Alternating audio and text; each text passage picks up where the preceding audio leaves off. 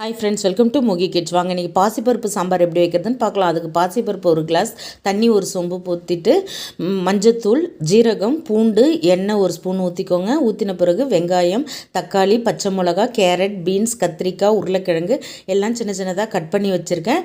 எல்லாத்தையும் இந்த பாசிப்பருப்பில் போட்டுக்கலாம். போட்டு பாருங்கள், ஒரு சொம்பு தண்ணி ஊற்றிக்கோங்க. தண்ணி ஊற்றின பிறகு நல்லா மூடி 3 விசில் வச்சு எடுத்துக்கலாம். பாருங்கள், விசில் வந்துருச்சு. வந்தின பிறகு நல்லா ஒரு மேஷர் வச்சு நல்லா கலக்கி விட்டுக்கோங்க. நான் பாருங்கள், கலக்கின பிறகு தேவைக்கேற்ப உப்பு போட்டுக்கோங்க. உப்பு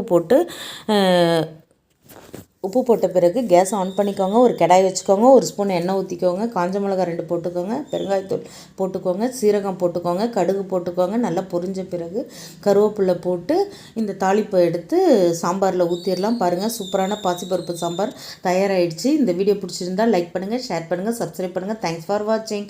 பாய்.